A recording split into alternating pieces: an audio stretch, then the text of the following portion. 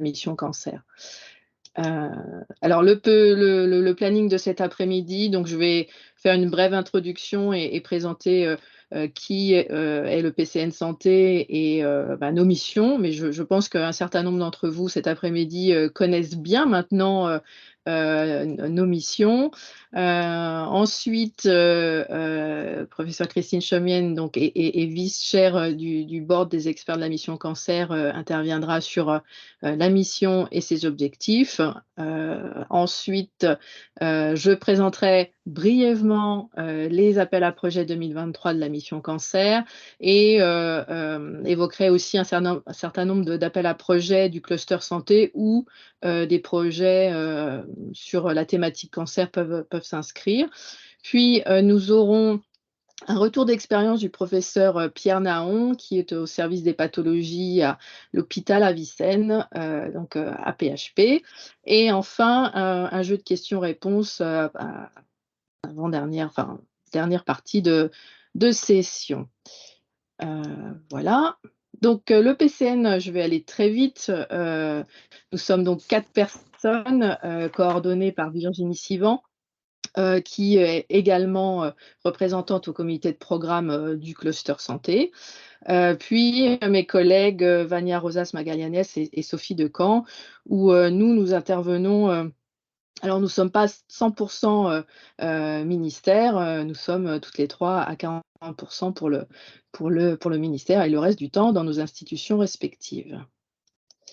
Évidemment, là, je suis pas revenue dessus, mais vous avez on a remis en fait toutes les manières de nous contacter. Donc, il ne faut pas hésiter sur le site horizoneurope.gouv.fr. On a une adresse générique, mais tout ça, on peut le retrouver sur le site horizon.gouv.fr. Et nous avons une page LinkedIn qui se veut le relais de toutes les informations que l'on véhicule dans le cadre du site horizoneurope.gouv.fr. Alors le PCN, qu'est-ce qu'il fait? Il informe, il sensibilise, il conseille les équipes scientifiques sur les opportunités de financement, principalement sur le cluster santé d'Horizon Europe, sur les modalités de fonctionnement du programme, sur des rencontres entre porteurs de projets, et on le fait par le biais d'échanges téléphoniques ou de points en visio. On forme également, enfin en tout cas sur des points plus précis, la communauté scientifique et les personnels support pour mieux répondre à ces appels à projets. Et on oriente sur l'existence peut-être d'autres sources de financement qui matcheraient peut-être mieux avec l'idée de projet que vous souhaitez développer. Ce que nous ne faisons pas, nous ne faisons pas de montage de projet et nous ne faisons pas de relecture de propositions. Christine, je crois que c'est à vous. Je vais dérouler vos diapos. Merci beaucoup Catherine. Donc je vais juste profiter de la présentation qu'a faite Catherine pour souligner la place importante que sont les points de contact européens à l'échelle des différents États membres. C'est vraiment quelque chose à laquelle, déjà moi j'ai beaucoup, je me suis beaucoup appuyée dessus, que ce soit bien sûr récemment avec le PCN Santé, mais aussi tous les points de contact nationaux qui sont dans nos différentes institutions, qui sont toujours des relais très, très importants pour l'information et la formation. Et au niveau de la mission cancer, justement, la semaine dernière, au travers de nos réunions de travail, une de nos représentantes du board de l'Estonie nous a transmis toute la liste des PCN au niveau de l'Europe, en disant qu'en effet, c'était les points de contact dont nous avons besoin dans le rôle que nous avons actuellement maintenant de l'implémentation des actions de la mission cancer, c'est-à-dire que l'implémentation à l'échelle nationale. Donc, bien sûr, travailler maintenant à l'échelle nationale est quelque chose d'important et peu des membres du board connaissaient l'importance des points de contact nationaux. Donc, voilà, donc c'est quelque chose, je pense, qui est très important et le travail que les 4 font ici est également important pour moi et je pense pour vous aussi. Alors, certains qui sont, comme l'a dit Catherine, qui prennent l'habitude maintenant de de participer à ces réunions, donc me connaissent et connaissent un petit peu ce que je raconte à chaque fois. Mais comme toujours, je pense que c'est bien de rappeler un certain nombre de choses et surtout se mettre, c'est mon rôle ici dans l'introduction, de se mettre dans l'esprit dans laquelle il faut se mettre quand on répond à ces appels d'offres. Donc, c'est en effet une phrase de temps en temps, ce n'est pas forcément, disons, quelque chose de très précis, mais c'est la manière dont on doit répondre à ces actions. Alors, ces actions des work programmes dédiés à la mission cancer sont rédigées d'une manière qui est vraiment très proche des deux documents que Mariana Mazzucato a écrits pour définir, en réponse à la demande de la Commission européenne, pour définir qu'est-ce que c'était que cette programmation de la recherche dédiée à une approche mission. Donc les deux documents sont là et sont téléchargeables. Ils sont très faciles à lire, ils sont écrits très gros et ils sont très courts. Et donc le but, c'est que vraiment cette approche mission doit répondre à des défis sociétaux auxquels font face les citoyens tous les jours de leur vie, et que donc, pour pouvoir y répondre, il faut impliquer les citoyens et toutes les parties prenantes ensemble pour en effet définir la recherche et ensuite faire dérouler la recherche. Donc, ce qui est nouveau, c'est que à la fois les parties prenantes, chercheurs, cliniciens, industriels et les citoyens doivent être ensemble dès le départ pour définir, disons, les priorités de la recherche et travailler ensemble pour définir comment doivent se dérouler les différentes étapes pour répondre à cette recherche. Prochaine diapositive. Donc, les critères des actions d'une mission sont très précis. Et je vais juste faire une petite parenthèse, c'est que les missions ont été lancées en septembre de l'année dernière et les commissaires, donc tous les commissaires de la Commission européenne qui ont donné le feu vert en juin de l'année dernière, demandent une évaluation au bout d'un an pour savoir vraiment si les appels d'offres et la manière dont on a travaillé jusqu'à présent répondent bien aux critères. Donc il y a des critères bien précis. Alors, il y a un certain nombre de choses qui sont des grandes phrases hein, que Mariana Mazzucato a sorties, mais ça explique un petit peu pourquoi ces appels d'offres sont très différents des autres types d'appels d'offres habituels de Horizon Europe, H2020, FP7, qui continuent bien sûr à sortir pour le cancer et la science et les recherches cliniques en général, mais les appels d'offres de la mission cancer ont une relevance sociétale. Et donc, c'est pour ça que de temps en temps, quand vous lisez les appels d'offres, de temps en tant que chercheur à 100% en recherche fondamentale ou autre, vous semblez un petit peu perdu parce qu'il y a en effet cette relevance sociétale qui vient parfois un petit peu s'impliquer dans le but de l'appel d'offres, qui fait que ça ne répond pas forcément à vos habitudes que vous pouvez retrouver dans n'importe quel autre appel d'offres de Horizon Europe. Donc vraiment une relevance sociétale.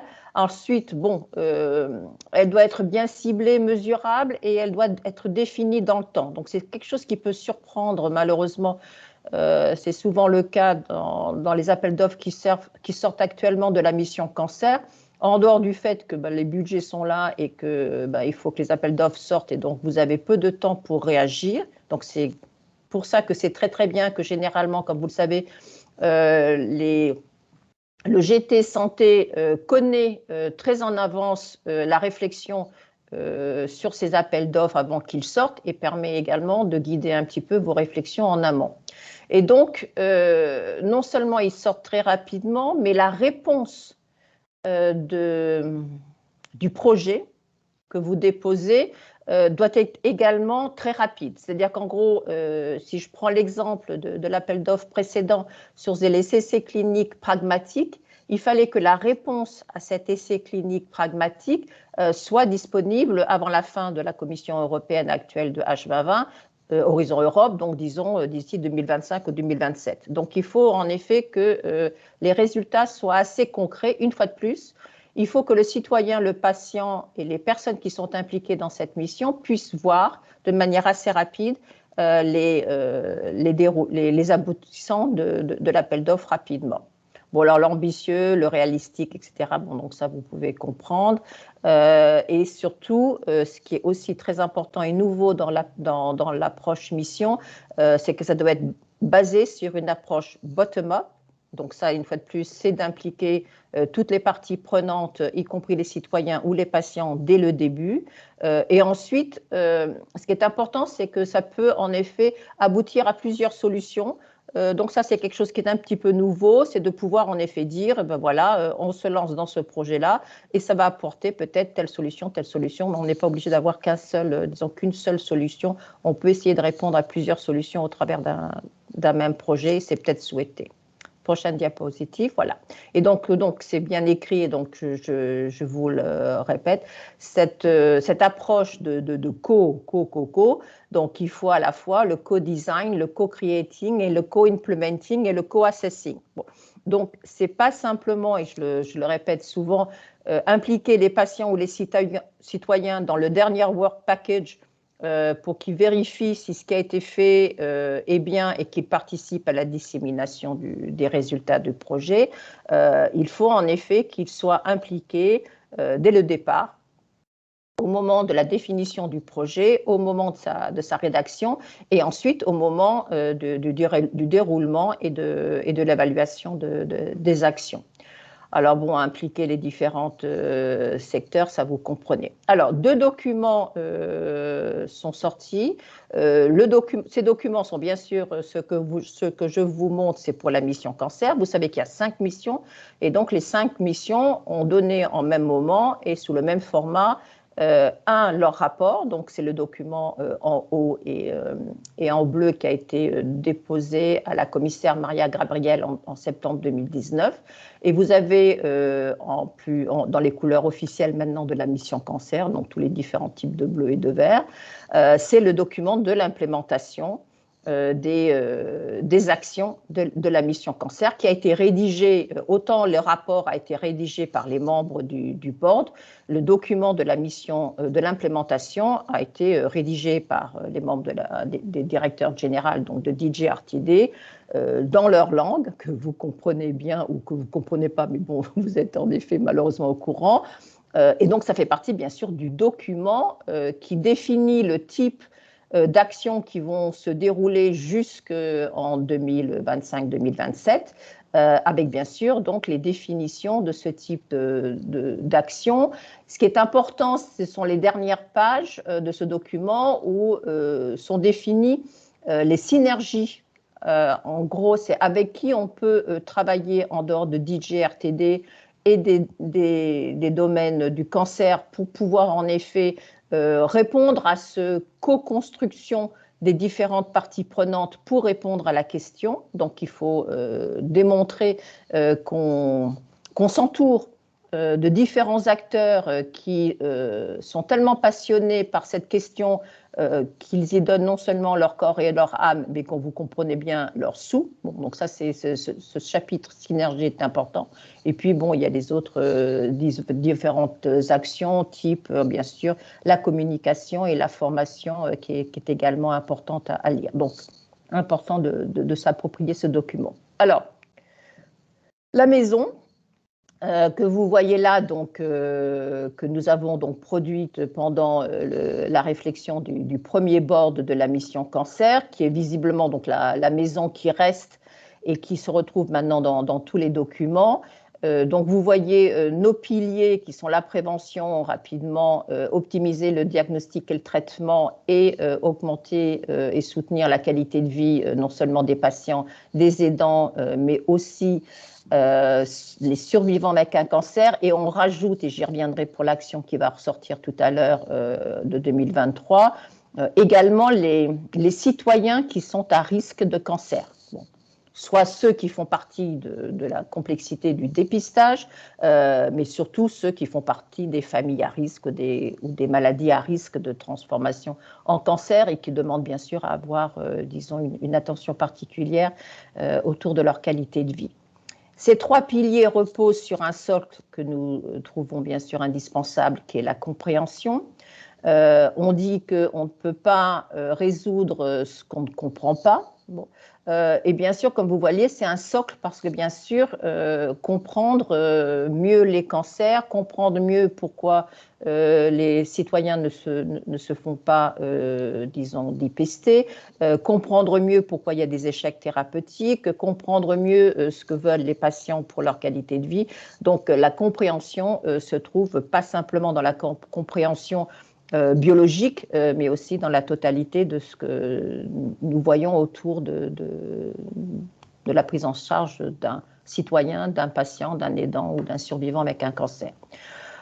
Vous voyez dans le chapeau, dans le toit de la mission, juste encore celle derrière, je vais juste, dans le chapeau, dans le toit de la maison, vous voyez une fois de plus la définition précise d'une mission, hein, donc c'est pour 2030, les 3 millions de vies qui sont sauvées, et bien sûr Living Better et Longer. Donc nous avons à la fois le nombre et nous avons bien sûr le délai. Alors, la prochaine diapositive maintenant. Et bien sûr, juste avant de terminer, bien sûr, mais je reviendrai, on l'a là. En dessous, donc je ne sais pas si je dis que c'est le grenier, ça fait un peu péjoratif. Bon, donc il y a un étage juste en dessous de la mission cancer où on est à l'Europe et donc il faut bien sûr l'équité. L'équité de tous ces piliers et interventions est à la fois au travers, bien sûr, des 27 pays États membres, mais c'est bien sûr au sein d'un même État membre. L'équité doit bien sûr toucher tout citoyen et tout patient. Alors là, je ne vais pas vous détailler bien sûr toutes les actions qui sont déjà sorties. Ce que je voudrais simplement souligner, alors je ne sais pas ce que je vais faire après, parce que là, comme vous voyez, j'ai eu un petit peu de mal à tout rentrer. Mais bon, ce qui est important, c'est que donc le code couleur que j'ai maintenu pour les actions qui sortent depuis 2021, c'est quelque chose que vraiment la Commission européenne nous a entendu en tant que membre du board. On voulait que les actions sortent d'une manière équilibrée pour chaque pilier, enfin pour chaque intervention. On ne voulait pas que subitement ils fassent que de la prévention, puis après ça ils fassent que de la compréhension des cancers ou de la qualité de vie. Et donc, jusqu'à présent, je pense qu'ils ont vraiment, disons, fait attention à ce que, à chaque fois qu'il y a un programme qui sort pour les actions de la mission cancer, c'est à la fois pour understand, pour la qualité de vie, pour la prévention, pour le traitement. Donc, en gros, on a toujours quelque chose qui est dans un domaine, disons, des 5 interventions, ce qui permet probablement pour vous de transmettre aux chercheurs qui sont les plus attirés par un domaine plutôt qu'un autre, c'est que normalement, vous devez pouvoir leur dire que s'ils ont raté cet appel d'offres, il y a quelque chose qui doit pouvoir éventuellement rentrer dans leur spécificité pour le prochain appel d'offres.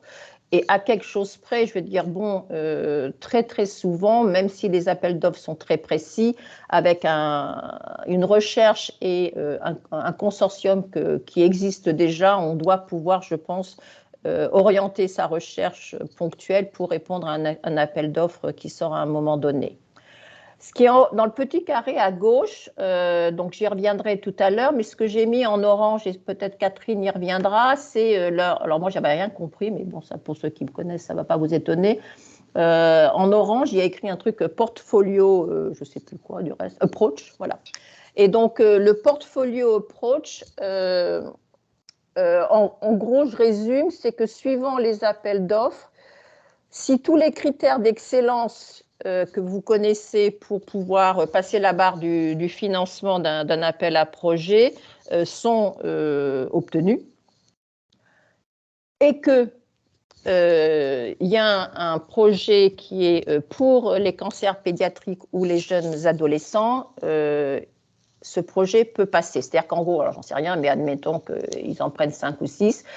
S'ils en sont déjà à 5, s'il y a un projet de la cancérologie pédiatrique et des jeunes adultes qui a tous les critères d'excellence pour pouvoir passer, il passera en plus des autres. Voilà. Donc en gros, ceci répond, comme vous pouvez le comprendre, à une demande très importante du domaine des cancers pédiatriques et la Commission européenne veut vraiment répondre à cette demande. Donc à chaque fois que c'est précisé dans le texte de l'appel d'offres, vous verrez que cette approche portfolio est bien précisé et vous avez donc la possibilité, quand c'est des cancers pédiatriques, de pouvoir peut-être passer de manière un peu plus facile. L'autre chose aussi, mais ça, une fois de plus, peut-être que Catherine y parlera, mais vous savez très très bien la nécessité forcément de lire tous les mots et toutes les phrases. C'est surtout pour,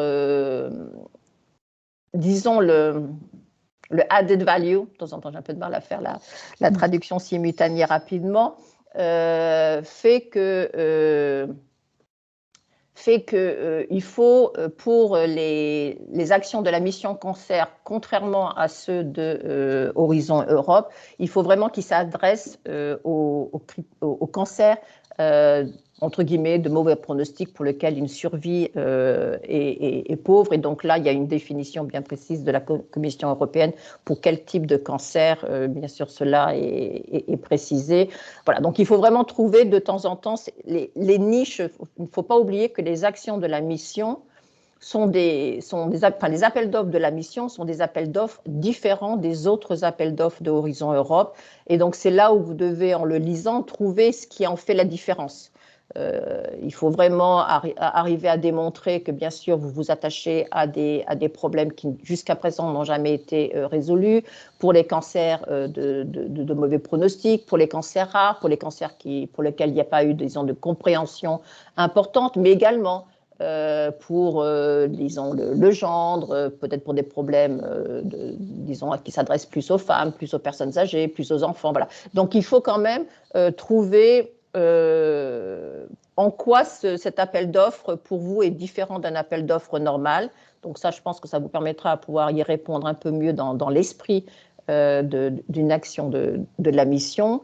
Ce qui est important aussi, et c'est vraiment leur souci actuel, pour répondre bien sûr aux demandes des parlementaires, aux demandes des autres commissaires de la Commission européenne et bien sûr de ceux qui donnent le budget pour les actions des missions. Il faut aussi démontrer qu'on ne s'attache pas forcément qu'à donner, comme toujours, un soutien financier ou à laisser la recherche se mener que pour les États qui, jusqu'à présent, sont lauréats des appels d'offres habituels de la Commission européenne. Il faut démontrer, soit parce que vous les mettez dans vos projets des États européens, comme on dit plutôt de l'Est ou de l'Ouest, ou au moins dire que votre projet va pouvoir être facilement être déployé ou que les résultats pourront être facilement utiles justement à ces pays ou à ces régions, en France par exemple ou ailleurs, pour lesquels jusqu'à présent l'accès soit à la recherche, soit à l'accès aux soins n'a pas été jusqu'à présent d'un niveau identique à d'autres régions ou à d'autres pays. Donc il faut au moins démontrer, soit vous les avez avec vous et directement dans votre projet et comme ça c'est clair. Si pour des raisons X et variées, ce n'est pas possible, il faut au moins dire que vos résultats et la manière dont vous allez en effet déployer plus tard ces résultats pourront être facilement utilisables ou clairs dans d'autres États membres. Prochaine diapositive. Donc ça, en effet, bon, Catherine va passer ceux qui sont actuellement lancés. Donc, Catherine y a également un petit peu parlé. Quand on est dans le domaine du cancer, il ne faut pas oublier qu'en même temps que le concept des missions ont été lancés pour apporter un petit plus, comme je le dis, la petite cerise sur le gâteau pour des programmes de recherche, le plan Cancer Europe a également été lancé. Donc, nous avons deux directeurs généraux, donc Horizon Europe, dans lequel fait partie les missions, c'est DJ RTD, et donc notre commissaire, c'est Maria Gabriel, et le plan Cancer Europe, c'est DJ Santé, la commissaire c'est Stella Kyriakides, puis j'aime bien montrer des photos. Donc vous voyez mon dos, là, la première au milieu c'est moi. À gauche vous avez Walter Ricciardi, le chair de la mission Cancer, et en face vous voyez qu'on a Stella Kyriakides à droite et au milieu Maria Gabriel. Donc les membres du board, du premier board, et encore actuellement, ces membres du board font, disons, office de Scientific Advisory Board pour le plan cancer. Donc, ceci explique que comme on a travaillé ensemble depuis septembre, j'ai un peu oublié 2017, on a en effet, disons, c'est logique que finalement le plan cancer a à peu près les mêmes piliers que la mission cancer. Et donc, vous voyez la prévention, la détection précoce, le diagnostic, le traitement et la qualité de vie pour les patients et les survivants avec un cancer. Et c'est pour cela également que dans le domaine du cancer, il existe un certain nombre d'appels d'offres financés par EU4Health. Hein, donc, je souligne pour ceux qui n'ont pas suivi le processus jusqu'à présent, il n'y avait aucun financement pour la santé à la Commission européenne. Notre crise sanitaire Covid a démontré la nécessité d'avoir un budget pour financer la santé. Donc ça, c'est EU4Health. Et dans EU4Health, le financement du plan cancer, il trouve un certain nombre de possibilités qui permet à DG Santé de lancer des appels d'offres. Et parfois, c'est important peut-être pour le domaine des chercheurs et des cliniciens que vous avez dans le domaine du cancer avec vous.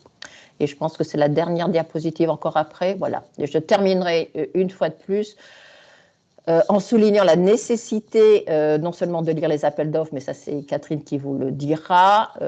Quand vous rédigez peut-être l'abstract, la conclusion et la fin, de bien lire les documents, notamment les implementation plans, parfois un peu les recommandations, et peut-être pour vous impliquer un petit peu sur l'ambiance de la mission, les documents de Mariana Mazzucato.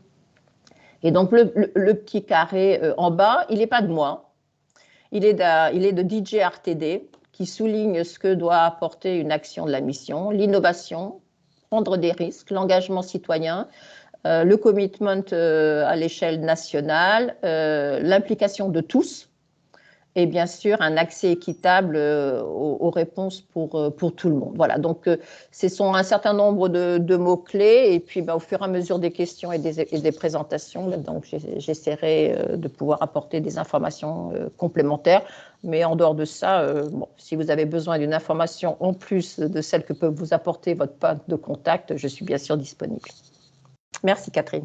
Merci beaucoup Christine. C'est toujours très intéressant de remettre en perspective les objectifs de la mission cancer poursuivie, et effectivement on va rentrer dans un peu plus le vif du sujet sans faire la lecture exhaustive des 4 ou 5 pages de chaque appel à projet de la mission cancer. En tout cas, merci beaucoup. Alors, pour ce qui est de la présentation, peut-être juste avant, un petit rappel. Donc, les appels à projets de la mission cancer, tout comme, même s'il y a quelques petites différences avec les appels à projets du cluster santé, ça reste, en fait, l'objectif, c'est de bâtir un projet collaboratif et multidisciplinaire, hein, de recherche et de développement, avec plusieurs impacts à la fois scientifiques, sociétal. Christine l'a beaucoup dit, au bénéfice du citoyen et des patients, et aussi avec un focus économique sur les systèmes de santé. Grosso modo, un partenariat à bâtir quand on répond à un call mission cancer, mais aussi cluster santé, c'est grosso modo 5 à 20 partenaires, des fois beaucoup plus. Le budget, il oscille entre 3 et 15 millions, ça reste une moyenne.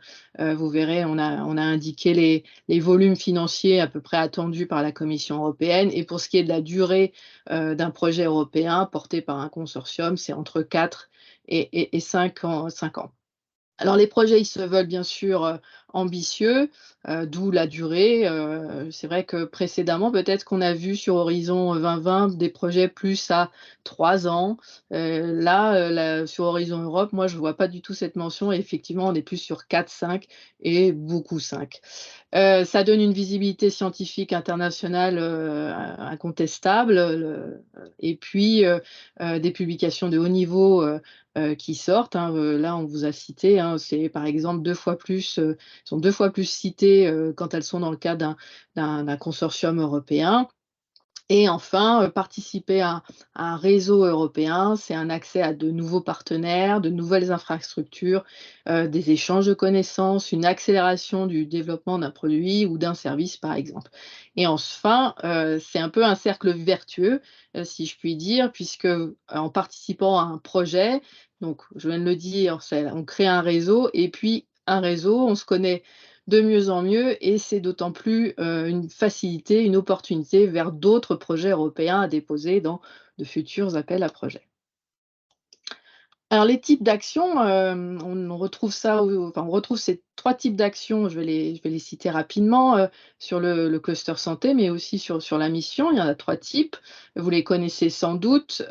C'est d'abord les RIA, ce sont des actions d'innovation et de recherche. Alors on a de la recherche fondamentale et de la recherche appliquée.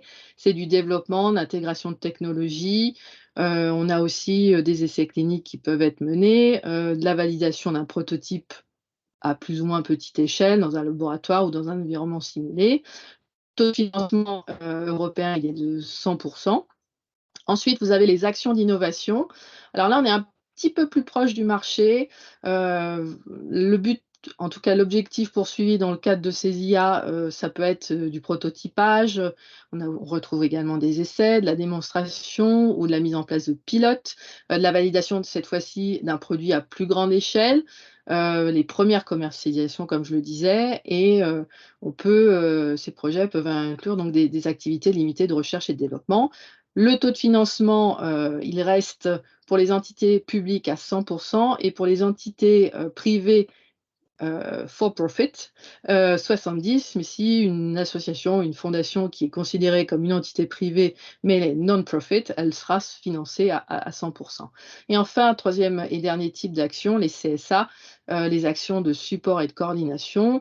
C'est plus de la mise en place d'études de design pour des nouvelles infrastructures, l'activité complémentaire pour un planning stratégique, une mise en réseau, ou ça peut une CSA, enfin le projet développé derrière une CSA peut amener à, aider la Commission européenne à, parfaire une nouvelle politique européenne sur tel ou tel type de sujet.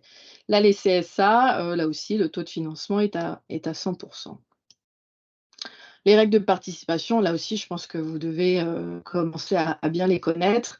Minimum 3 entités légales indépendantes et établies dans un État membre ou un État associé différent, mais dont au moins une établie, donc entité légale, dans un État membre. Les conditions de participation, alors toute entité légale peut participer.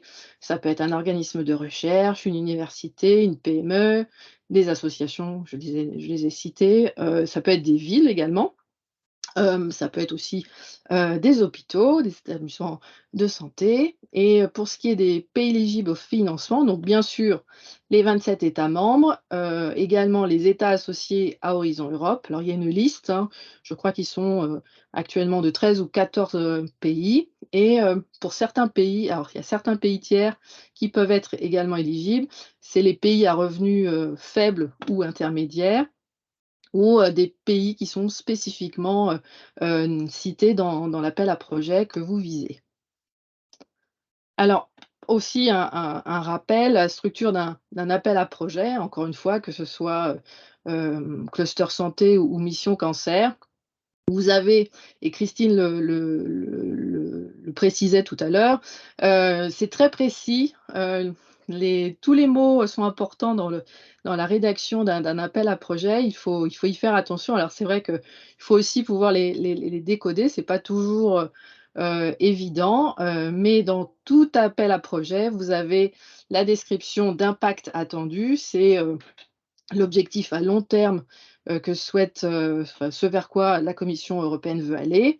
C'est en lien avec le plan stratégique qui regroupe, en fait, c'est un peu les poupées russes, les grandes orientations, européennes. Vous avez le plan stratégique qui est décliné en programme de travail, puis, après en appel à projet.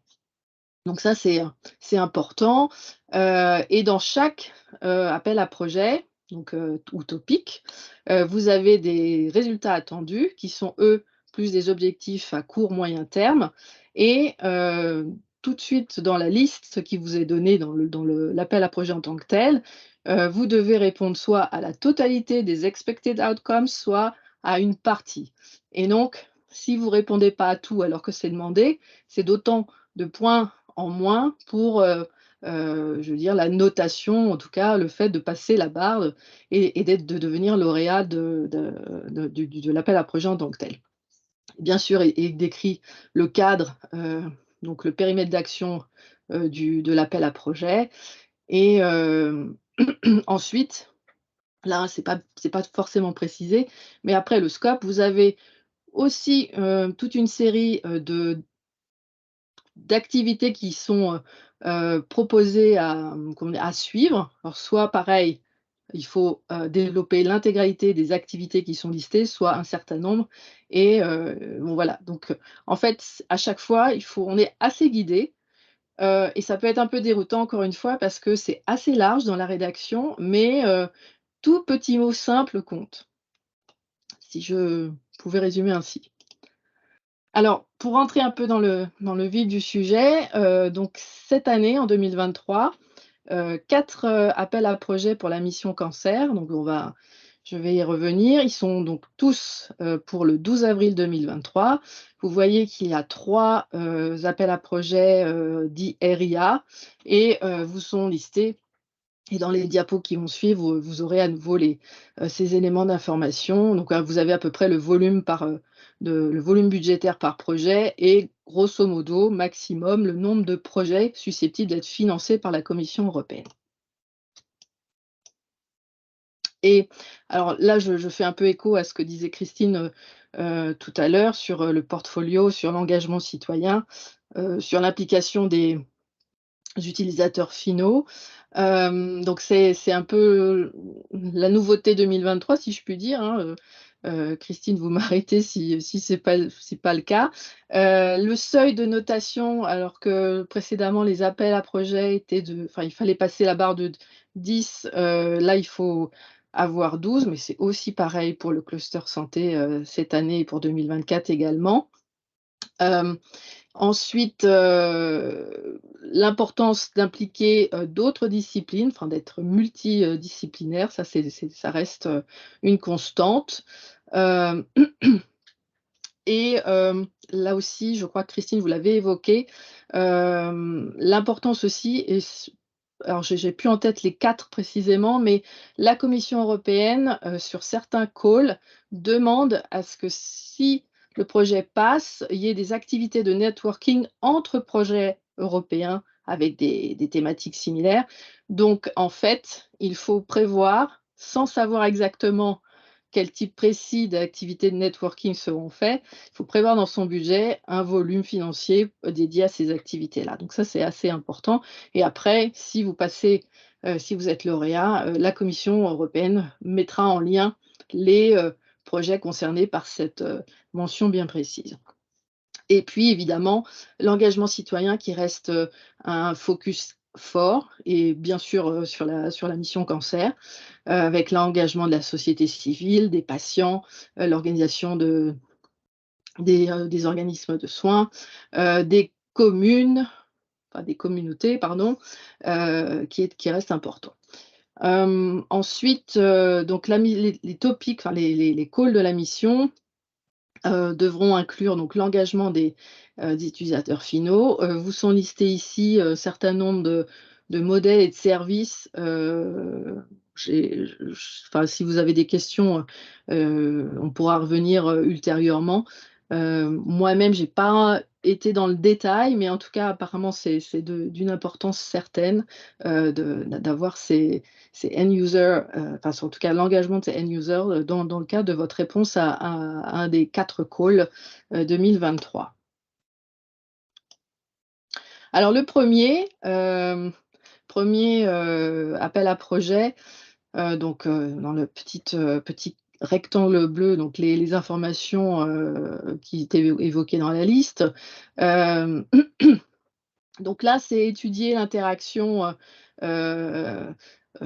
tumeurs hôtes qui sont faiblement répandues afin d'améliorer le traitement centré sur le système d'immunité et l'intervention de soins. Alors pour les patients les patients atteints de cancer pédiatrique, les enfants, les adolescents, les adultes et les personnes âgées. Donc le scope, si je puis dire, est assez large pour ce qui est des patients.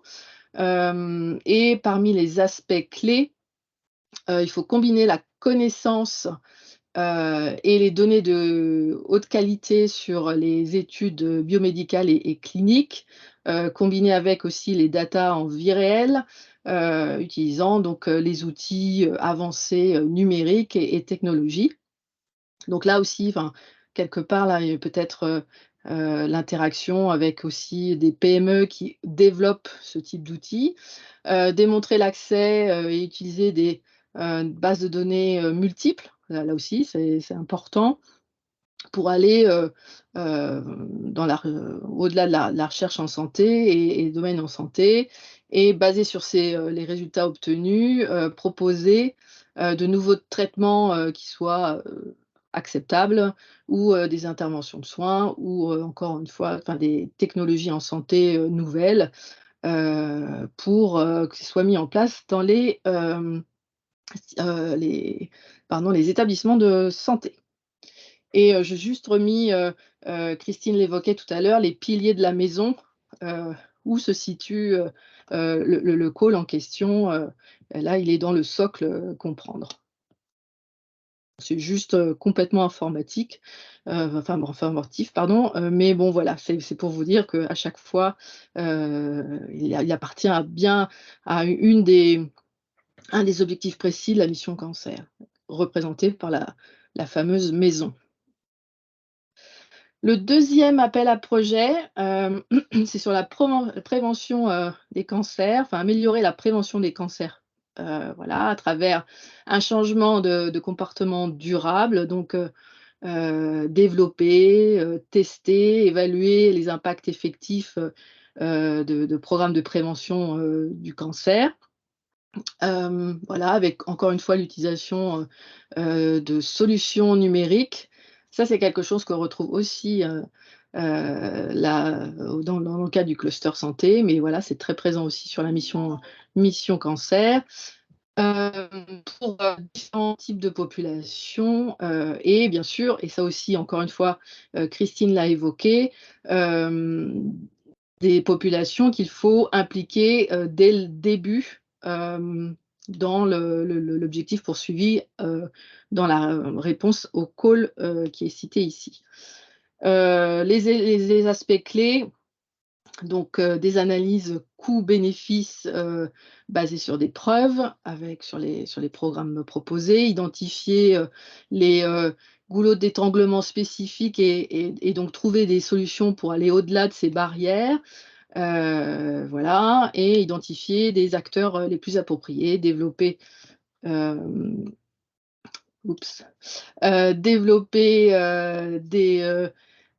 comment dire, des éléments pour, voilà, encore une fois, promouvoir ces changements de comportement et qui soient mis en place de manière durable.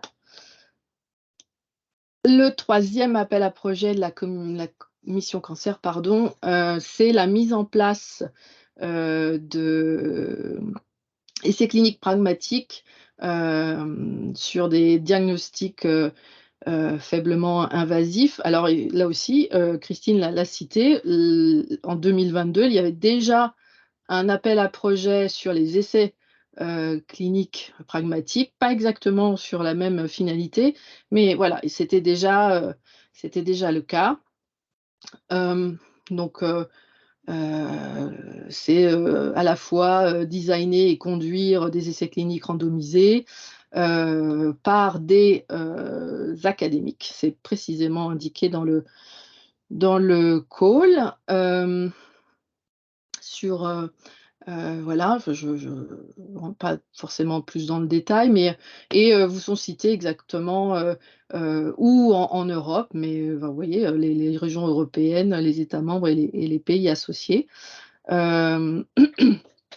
Voilà, les aspects clés de ce call, ce sont les interventions diagnostiques qui sont choisies, qui pourraient être adaptées pour à des besoins particuliers sur une population cible et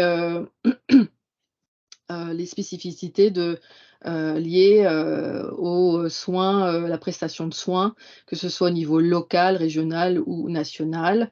Voilà. Autre aspect clé, les, les critères, pardon,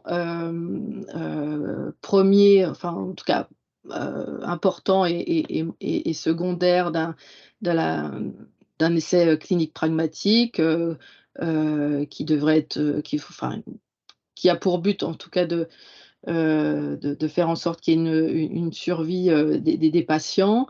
Et enfin, le troisième aspect clé, c'est des essais cliniques pragmatiques successful, qui fonctionnent.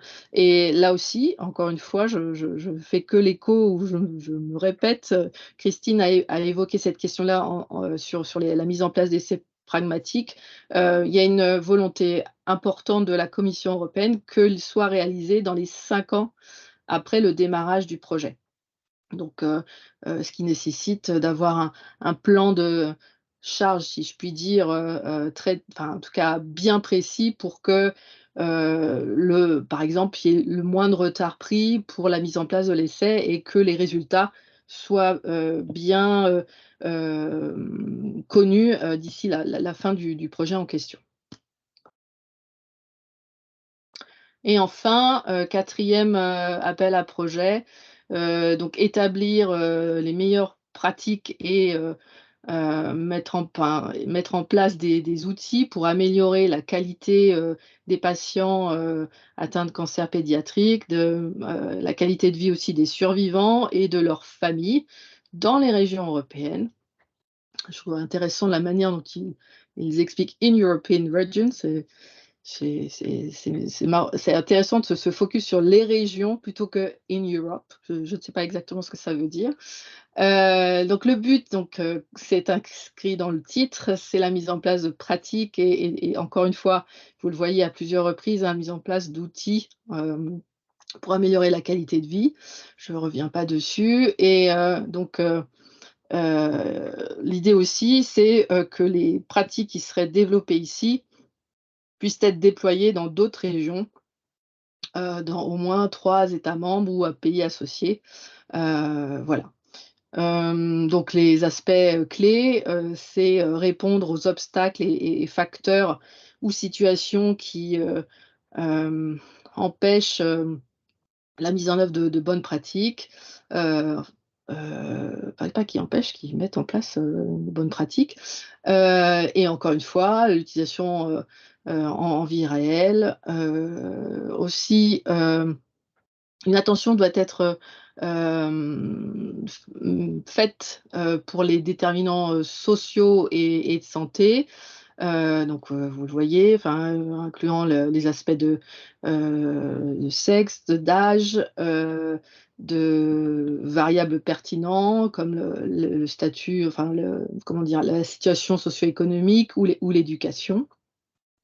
Et également l'importance de pratiques, de bonnes pratiques ou de meilleures pratiques à mettre en place, qui doivent être choisies. Donc pratiques et encore une fois d'outils, ça c'est important. On n'y coupe pas dans les 4 appels à projets de la mission cancer. Voilà, alors à la fois sur les survivants. Encore une fois, le focus étant pris sur les survivants atteints de cancer pédiatrique, donc les enfants et leurs familles, et l'utilisation de modèles de recherche participative. Donc voilà, et c'est là où vous retrouvez les Living Labs que j'ai cités très brièvement dans un slide précédent. Voilà, et pour ce qui est des autres appels à projets ouverts sur la thématique cancer, donc là on revient dans le cluster santé. Alors je vais aller plus vite. Donc là, vous en avez un certain nombre qui vous sont cités, donc que ce soit des projets en 2 étapes ou 1 étape, on va y revenir. Donc, un appel à projet dans la destination 1, rester en bonne santé, donc sur la prévention personnalisée des maladies non transmissibles. Donc voilà, typiquement dans l'objectif poursuivi, donc développer des stratégies personnalisées de prévention contre ces maladies, et encore une fois en utilisant des approches informatiques, des algorithmes, des machine learning, ou encore de l'intelligence artificielle. Voilà, donc parmi les aspects clés, donc le premier permet la compréhension de domaines de besoins non pourvus, hein, c'est dans le titre. Concevoir des politiques et des options d'intervention nouvelles ou améliorées et ambitieuses. Alors ça paraît comme ça assez vague, mais ça permet aussi à tout répondant de pouvoir s'inscrire quand même à l'appel à projet. C'est tout le paradoxe des appels à projet en santé, mais peut-être dans les autres clusters. Mais moi, je suis focalisée sur le cluster santé, c'est que c'est suffisamment large et en même temps perturbant dans les réponses qu'on pourrait apporter. Mais c'est vrai qu'il faut dépasser un peu ce stade. Voilà, je reste pas plus sur cet appel à projet.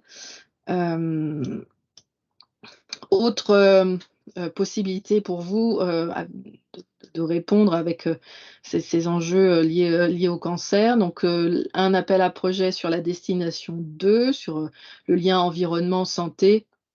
Donc là, les impacts en santé sur des perturbateurs endocriniens. Donc comment on comprend l'impact de l'exposition aux perturbateurs endocriniens au stade critique de la vie, sur le développement des maladies plus tard dans la vie, en se concentrant donc sur les effets de la santé pour lesquels il y a actuellement peu d'informations disponibles. Donc vous voyez, là, vous avez cité des 4 aspects clés. Le premier, fournir des informations mécanistiques sur les dangers potentiels et les risques pour la santé de l'exposition aux perturbateurs endocriniens. Utiliser des biobanques existantes et des registres ou des corps de patients. La nature des relations dose-réponse devra être abordée.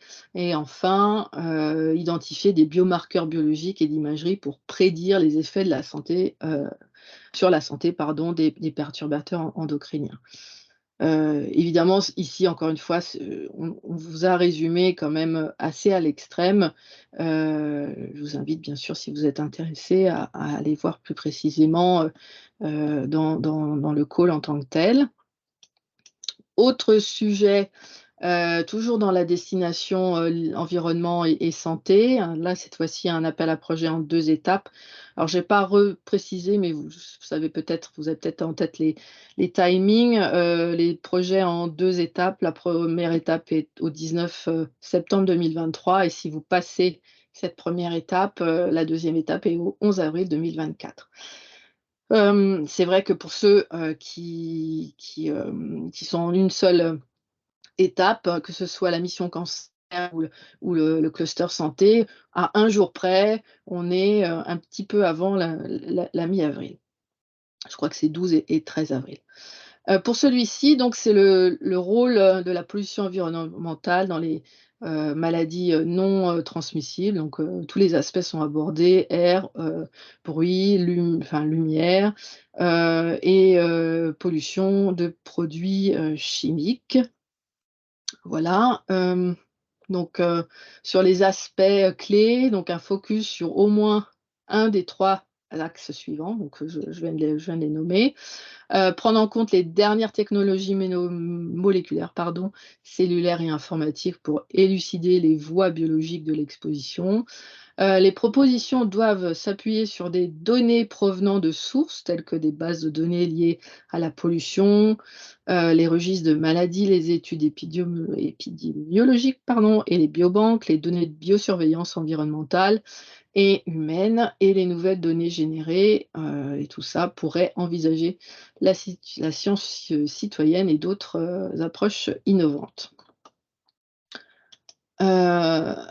là, je crois que j'ai encore 2 appels à projets en santé qui pourraient vous intéresser sur la destination 5, sur l'utilisation d'outils numériques principalement. Donc celui-ci, en fait, l'objectif de cet appel à projet, c'est consolider les modèles de jumeaux virtuels existants pour avancer sur un jumeau numérique intégré, avec pour objectif d'accélérer bien sûr la recherche sensationnelle vers le développement plus rentable de nouvelles technologies de santé. Les aspects clés, je ne vais peut-être pas tous les citer, mais donc développer des modèles informatiques multi-échelles, employer des méthodologies de modélisation diverses, donc incluant mais non limitées à la modélisation mécanistique, à l'intelligence artificielle, et cetera. La disponibilité des données nécessaires doit être démontrée, ça c'est important. Intégrer des modèles spatio-temporels à multi-échelle standardisés, en tant que base pour le développement de ces jumeaux numériques. Et enfin, mettre en place des études de preuve de concept et de faisabilité dans des environnements avec utilisateurs finaux pertinents pour valider ces modèles développés. Et là, une stratégie, enfin, il faut bien sûr avoir une stratégie d'exploitation, un business plan incluant un apport réglementaire et industriel. Tout ça devra être développé dans la réponse au call. Et je crois que c'est le dernier. Alors c'est toujours pareil dans la destination 5. Cette fois-ci, un appel à projet en 2 étapes. L'objectif de cet appel à projet, c'est développer ou utiliser des stratégies, et des outils non basés sur les animaux pour une meilleure compréhension de la pathogénèse de désordres qui présentent un fort impact sur la santé publique, et qui démontrent un fort taux, d'utilisation des animaux ou une souffrance animale sévère, ainsi que permettent de développer des concepts biomédicaux avec une valeur translationnelle améliorée. Voilà, donc avec alors, scope, c'est les aspects clés. Donc inclure une variété de technologies pardon, et d'approches méthodologiques possibles. Alors, ils vous sont cités les technologies possibles. Les outils et stratégies proposés doivent avancer l'état de l'art dans le domaine ciblé. Mais j'ai envie de dire que l'état de l'art, chaque fois, il faut qu'il soit connu et dépassé même sur les autres appels à projets. Fournir des pistes pour la dissémination, le partage de connaissances et l'adoption, la traduction en politique de santé des outils et stratégies proposés. Hem, enfin, considérer les aspects tels que l'évaluation coût-bénéfice, là aussi on retrouve, et la facilité de production par rapport aux pratiques courantes. Et enfin, développer des critères pour la qualification et la standardisation des modèles dans des cas d'usage bien justifiés, et pour démontrer la valeur transnationale. Donc là aussi, un appel à projet en 2 étapes. Euh, un petit focus sur l'aide au montage, c'est toujours bon de le rappeler, mais peut-être que vous connaissez par cœur, je ne sais pas, mais à mon avis, oui. 2 types, d'appels, enfin 2 types de dispositifs, pardon, possibles. Le premier, celui de l'ANR qui, est fait pour le montage de réseaux scientifiques européens ou internationaux. Il aide donc, au montage et à l'animation d'un réseau scientifique, coordonné donc, par des académiques, et qui veulent déposer soit un appel européen, soit un appel, international. La subvention pour, prétendre à cette aide est de 35 000 sur une durée maximum de 24 mois. Les coûts éligibles, c'est des coûts tels que la communication, l'organisation, et d'animation de rencontres, donc pour vous aider à développer votre réponse en rencontrant vos partenaires. C'est d'autant plus, comment dire? Pertinent quand, un consortium ne se connaît pas, beaucoup, de se rencontrer, de manière, présentielle. Les coûts éligibles, c'est également, la prestation de service, à hauteur maximale de 10 000 € pour, vous appuyez sur, enfin en tout cas pour aider le coordinateur, puisque c'est les coordinateurs qui déposent à ce type d'aide, dans le montage du futur projet en tant que tel. J'aurais pu enlever la date du 9 janvier parce qu'elle est passée, mais la prochaine date de soumission, c'est le 3 avril, puis le 1er juin ou le 9 octobre. Alors, il faut évidemment, si vous souhaitez déposer, regarder par rapport aux dates de soumission des appels à projets, et là, pour ce qui nous intéresse, les appels à projets santé. Alors, malheureusement, pour les calls de la mission cancer, le 9 janvier est déjà passé et j'avais presque envie de dire, c'est la date de fin 2022 qui aurait été intéressante, mais c'est pas toujours évident que les cut-off, en tout cas les dates de soumission MRSEI collent parfaitement au call santé, enfin parce qu'en fait, il n'y a pas que le cluster santé, il y a d'autres clusters. Donc voilà. Et enfin, mais je ne sais pas si dans notre réunion de cet après-midi, j'ai des sociétés, parce que ce dispositif, le diagnostic partenariat Diac-PTI, qui est un outil de la BPI France, s'adresse aux sociétés, aux PME qui souhaitent candidater aussi à des calls européens. Que ce soit en tant que coordinateur ou en tant que partenaire. Bien sûr, la subvention, elle est moindre si on candidate en tant que partenaire, mais en tout cas, cette spécificité, elle mérite d'exister. C'est un dépôt au fil de l'eau. Donc voilà, c'est facilitant, je dirais. La demande, elle est en ligne, mais l'ANR, c'est un dossier aussi qu'on remplit de manière dématérialisée et qu'on remet sur une plateforme, donc c'est à peu près la même chose. BPI, enfin le DIAC PTI, pardon, là, la réponse, elle est donnée sous 2 semaines, donc ce qui n'est pas négligeable du tout. Et enfin, autre, j'ai envie de dire, aide, mais il faut aussi avoir du temps. Je dis aide dans la rédaction en tout cas la réponse à un appel à projet. C'est toujours intéressant et nous, très souvent, on conseille, si vous avez le temps, en tout cas si vous êtes chercheur et vous voulez répondre à un appel à projet ou que vous êtes fonction support, donc motiver votre communauté scientifique à devenir expert évaluateur parce que voilà, on sait précisément du coup ce qui est attendu en termes d'évaluation et du coup pour répondre à un call européen, on a, si je puis dire, les tips, en tout cas enfin vous connaissez très précisément ce qui est attendu dans la manière, dans le wording, dans le fait d'intégrer les politiques européennes. Christine, encore une fois, l'a évoqué tout à l'heure, la manière, enfin, en tout cas, de faire comprendre à la Commission que, bien sûr, vous répondez de manière spécifique au call, mais que vous avez compris dans quelle politique et quelle stratégie de la Commission européenne cela s'intègre. C'est toujours intéressant de le mettre.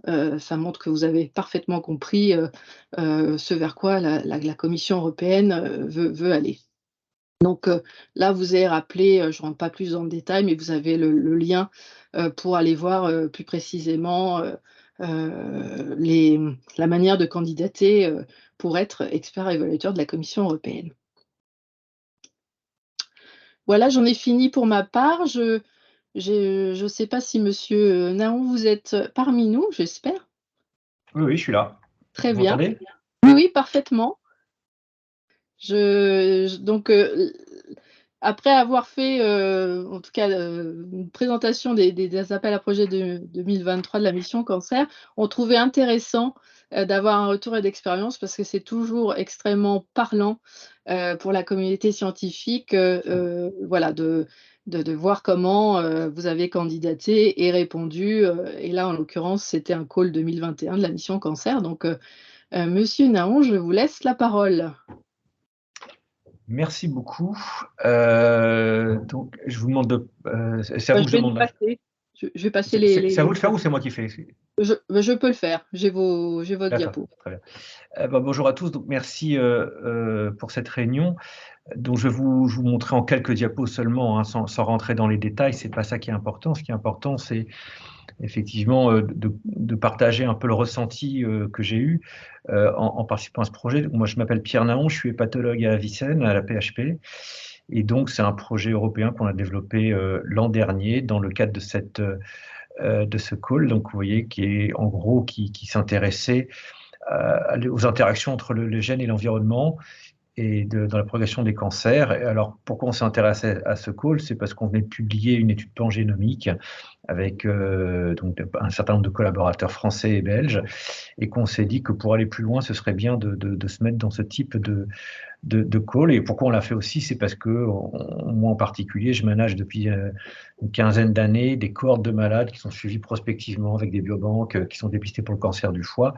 Donc on avait, j'ai envie de dire, une espèce de passif dans cette thématique. Et donc, vous voyez que la sélection de cet appel d'offres, comme on vient de le voir, elle est importante parce que elle doit cadrer globalement avec, je pense, ce qu'on fait depuis longtemps. Donc, diapositive suivant. Donc, je me suis permis juste quelques conseils qu'on s'était posés effectivement avec les différents partenaires. Donc, je ne veux pas rentrer dans les détails parce que ça a été très très bien illustré lors des 2 présentations précédentes. Bien choisir son appel d'offres, il y a vraiment tous les mots-clés qui reviennent. Je vous montrerai par exemple un exemple dans celui-ci qu'on a sélectionné. Et donc, vous devez vraiment, faut vraiment que ça cadre bien. Si ça ne cadre pas, autant attendre l'année suivante. Hein. Je pense que ça paraît logique comme ça, dit comme ça, mais forcément, des fois, on peut être tenté. Typiquement, vous voyez cet appel d'offres, moi, j'avais déjà tenté 2 fois avant. Et j'étais parti dans un peu comme celui qu'on vient de voir là, sur les critères mini-invasifs diagnostiques.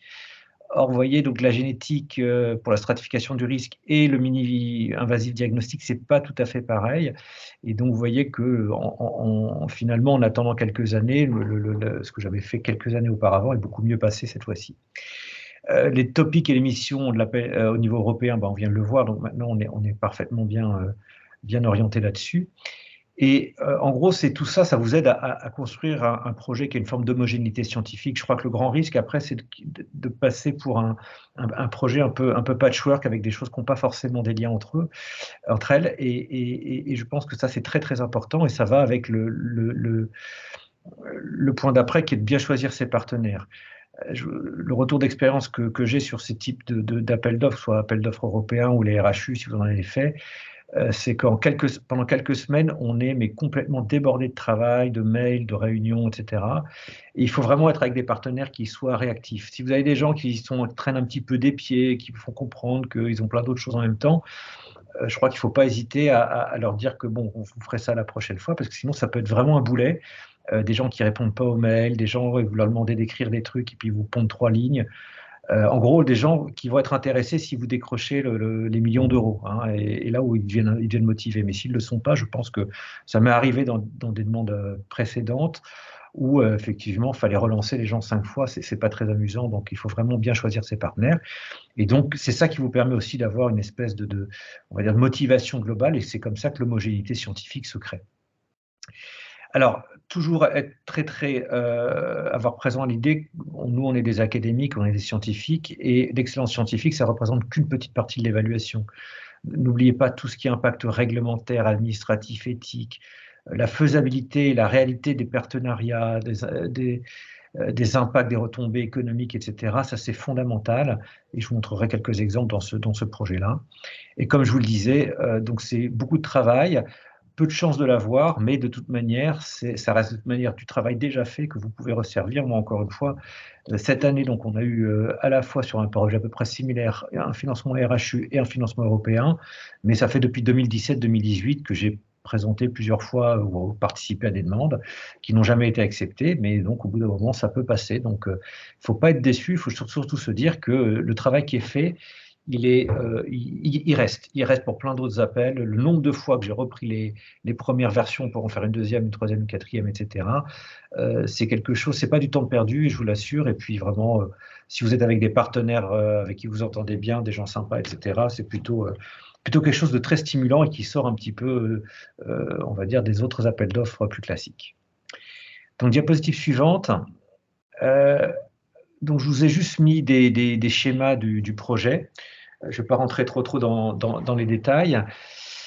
Si vous pouvez juste passer la diapo. Ouais. Ça n'a pas pris le. J'ai appuyé, mais ça n'a pas pris. C'est bizarre. Ouais. Voilà.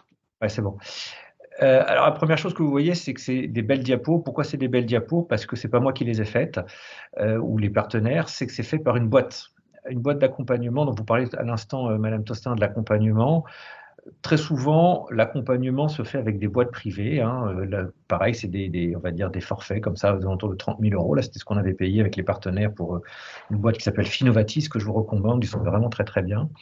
Il y en a qui sont bien, il y en a qui sont moins bien. Ça dépend des expériences. Ça dépend même au sein d'une boîte. Certaines équipes qui font bien. Nous, on a eu beaucoup de chance. Et donc, ils vous aident vraiment à construire le projet, ils vous aident vraiment à régler plein de choses auxquelles vous ne pensez pas, la façon de rédiger, penser à plein de petites choses que je vais vous dire là. Et puis, vous voyez, ils ont des équipes de graphistes, des trucs que nous, on n'a pas le temps de faire, qu'on ne sait tout simplement pas faire. Et quand je vois ces diapos par rapport à celles que j'ai faites il y a 4 ou 5 ans tout seul dans mon coin, un travail absolument énorme, vous voyez, ils arrivent à faire des choses qui ont quand même de la tenue et qui, à mon avis, comptent quand même dans la forme quand on les présente. Donc, ça, c'est mon premier conseil, vous entourez d'une boîte. Alors après, donc effectivement, ils demandent un financement, 30 000 – 40 000 €. Vous n'avez pas le projet, tant pis, vous avez perdu 30 000 – 40 000 €. Mais si vous avez le projet, là aussi, ils vont être impliqués et ils vous demanderont aussi de l'argent pendant les 4 ou 5 ans du projet, mais ils vont faire beaucoup de choses. Et notamment, vous aider à organiser tout ça, les meetings, faire les aspects réglementaires, etc. Donc, c'est vraiment des partenaires en tant que tels du projet. Donc, vous voyez, le projet s'appelle Génial. Et vous voyez, on l'a fait rentrer dans le titre du call avec interaction entre l'alcool, les gènes et l'environnement des patients qui ont des maladies alcooliques du foie qui pourraient développer des cancers du foie. Vous voyez en haut à gauche donc les pays comme vous voyez tout à l'heure. Donc il faut être assez représentatif. Et en bas à droite, vous voyez donc le temps, c'est sur 5 ans et on a 12 millions d'euros pour ce projet. Donc ce projet, il est divisé en plusieurs work packages. Je ne vais pas rentrer dans les détails. Il y a du work package 1, c'est des pangénomiques. Donc vous voyez, on arrive déjà avec des données faites. C'est-à-dire c'est des GWAS qui ont été publiés en France, en Allemagne. On arrive à quasiment 10 000 malades. On va encore retravailler ces données. Donc ça, je pense que c'est un gage de qualité. Il y a un work package 2, c'est plus fondamental. Et moi, je suis leader du Work Package 3 qui est très clinique. Donc, sur la partie, là aussi, je vais vous montrer des cohortes prospectives de malades avec des biobanques. Voilà. Et après, vous voyez, Work Package 5, c'est vraiment des choses, 4 et 5, c'est vraiment de la dissémination. Alors, si on rentre un petit peu dans les détails, diapositive suivante, s'il vous plaît. Alors, je l'ai entouré, vous voyez, un petit rouge. Dans le Work Package 3, il y a marqué AI. Pourquoi? Parce que vous avez vu que dans les calls, il y a des petites phrases. Et dans celui-là, il y avait intelligence artificielle. Donc, en gros, c'est pour vous dire que si vous voyez comme ça quelque chose de marqué, même si vous n'y croyez pas, même si vous n'êtes pas un expert, ça veut dire que, à mon sens, ce n'est pas la peine d'être dans ce type d'appel si vous ne développez pas de l'intelligence artificielle alors que c'est demandé dans le call. Donc, ça veut dire qu'on a dû se mettre à la recherche d'un partenaire européen. Il se trouve que c'est des académiques allemands qui font ça très bien, notamment dans les maladies chroniques du foie. Et donc, ça fait vraiment partie de ce que vous devez lire entre les lignes dans tous les appels d'offres et vraiment coller à un petit peu ce cahier des charges dans chaque appel d'offres qui va être spécifique. Là, en l'occurrence, c'était l'intelligence artificielle. Eh bien, il faut falloir trouver la solution et puis s'attacher à tous les aspects, notamment réglementaires, transfert de data, que ça occasionne. Et puis beaucoup de choses que je pourrais vous raconter dans 5 ans quand on aura fini, parce qu'à mon avis, il va y avoir beaucoup de surprises, bonnes et mauvaises, avec ces nouvelles techniques. Mais en tout cas, il fallait y répondre, en tout cas pour être dans le cahier des charges. Diapositive suivante. Autre petit conseil, donc vous voyez, donc ça je l'ai entouré dans le Work Package 4, qui est le Work Package de dissémination, training, communication, exploitation. Le leader, c'est l'ELPA, c'est une association de patients, une association européenne de patients. Et ça, c'est quelque chose auquel on ne pense pas forcément, nous, quand on est académique. Et là aussi, donc, trouver des associations de patients, et qui plus est lorsqu'elles sont à dimension européenne, et leur confier, enfin, les inclure comme de vrais partenaires du consortium, avec effectivement des tâches qui vont leur être réservées, notamment ce fameux Work Package pour lequel ils vont être financés pour cela. C'est quelque chose qui, à mon sens, est forcément bien vu dans l'évaluation de ce type d'appel d'offres.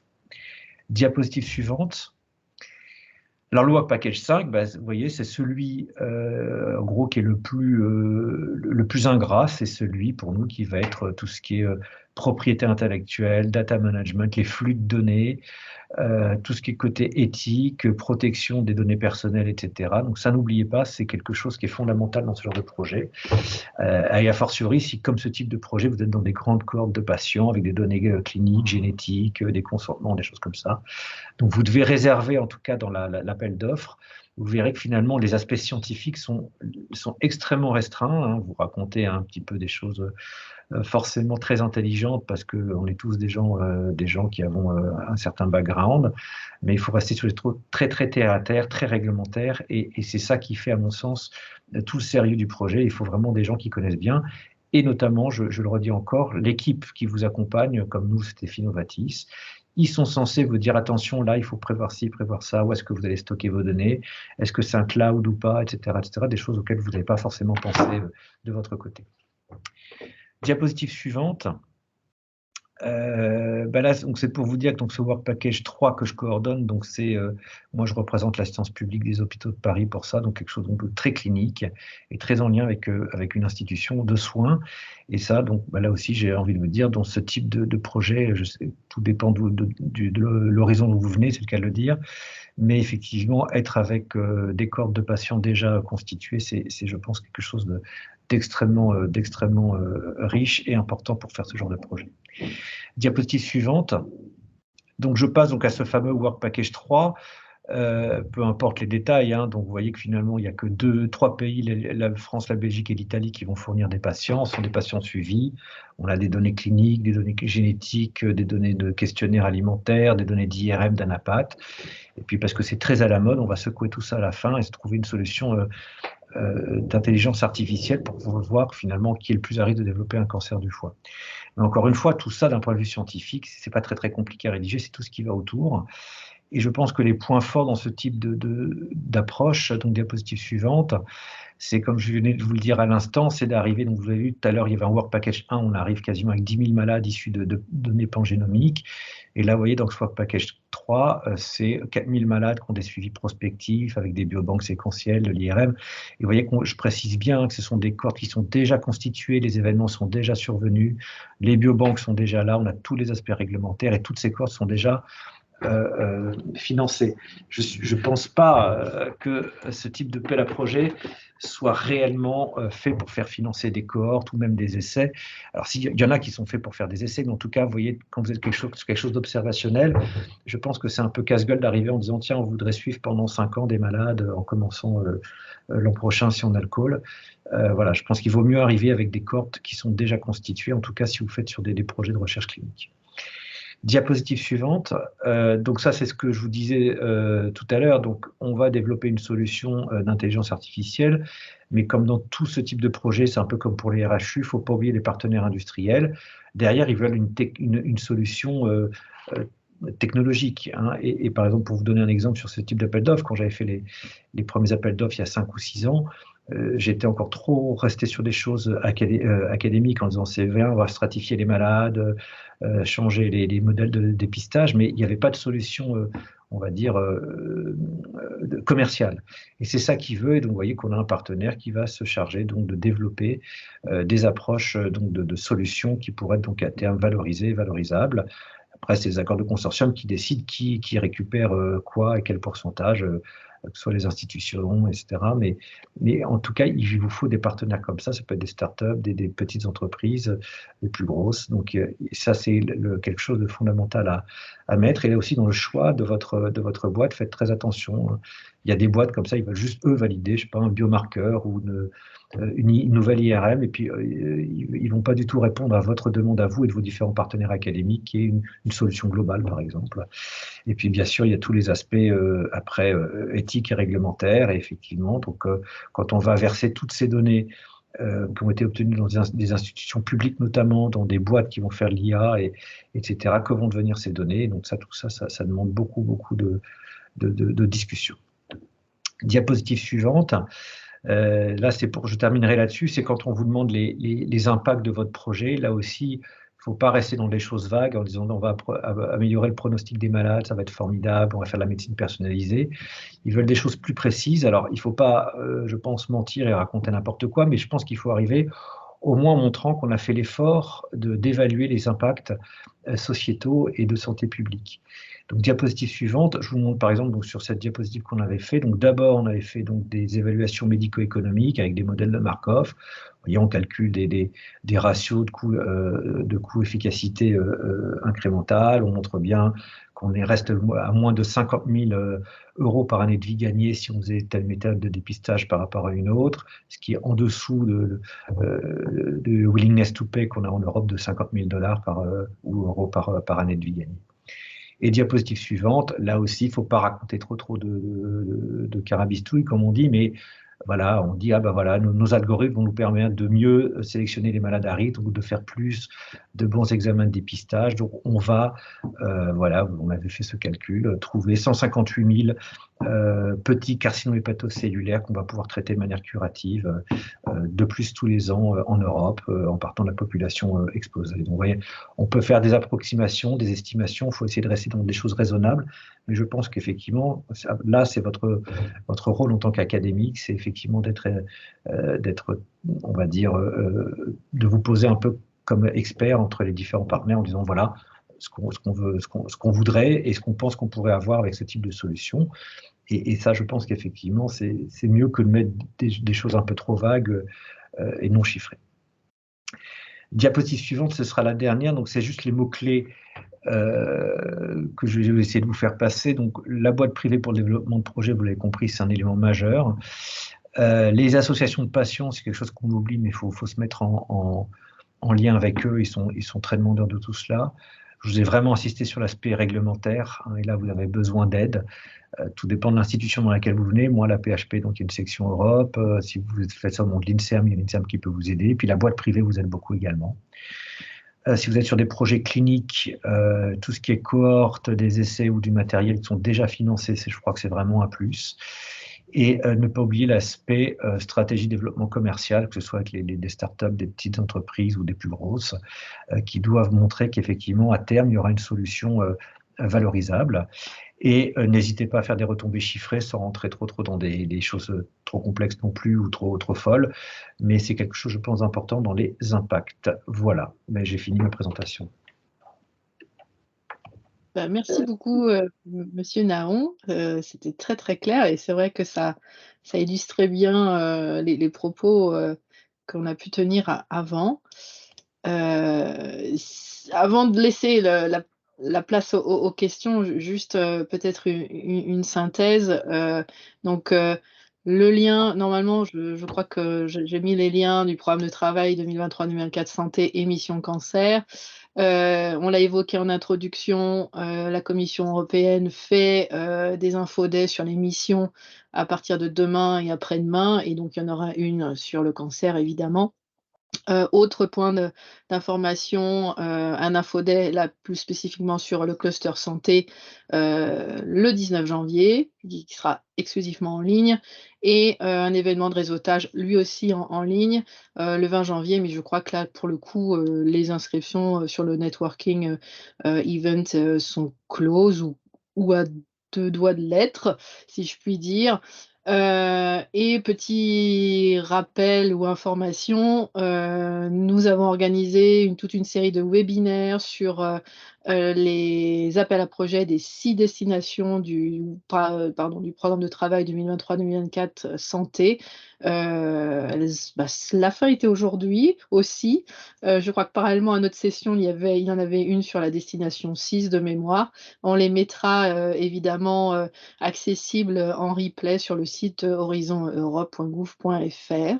Et je vais passer maintenant